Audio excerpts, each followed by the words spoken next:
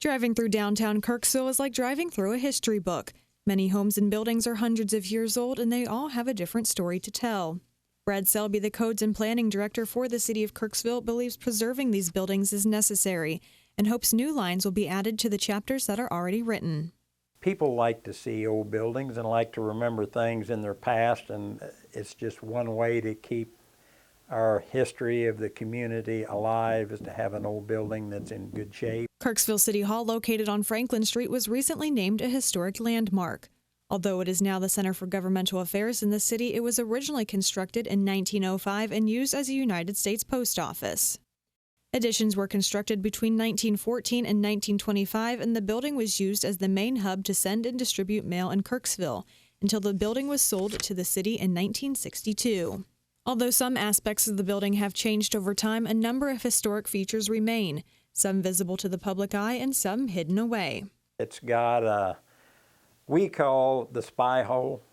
It's what we've been told, and we believe that it's true, is that when the postmaster wanted to inspect employees in the post office, they would go up to a high point and they would look through a one-way glass and they could watch the people that were downstairs working and dispensing stamps and making change and stuff.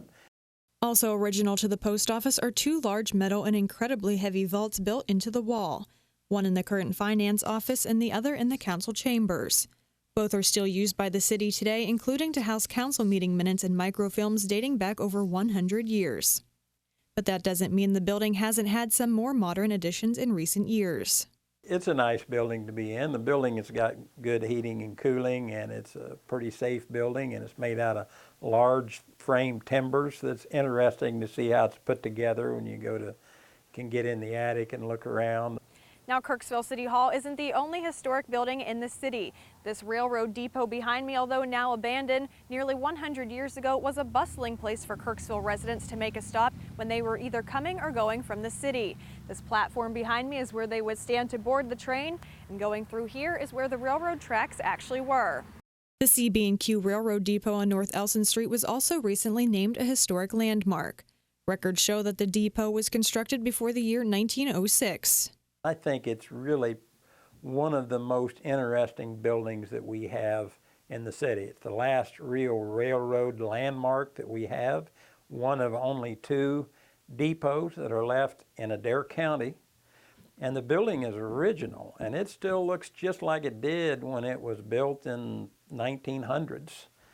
Although the railroad is no longer in Kirksville, the building itself still tells a story to those that pass by. But it still has the little kick out on the north side of the building where the telegraph operator would sit and could look down the tracks either way and see if the train is coming and send out a telegraph signal to say, hey, the train is here and it'll be leaving the station in 20 minutes. And while the building is still structurally sound, it does need improvements to the roof, which the current owner of the building is in the process of completing, but is looking for help. It's just a real great building that we want to see preserved for years. It'd be nice if we could get some community support and help the owner possibly do that, because it's a great building. Selby encourages citizens to contact the Kirksville Codes Department if they are interested in helping to preserve the depot or to add a building to the historic registry list.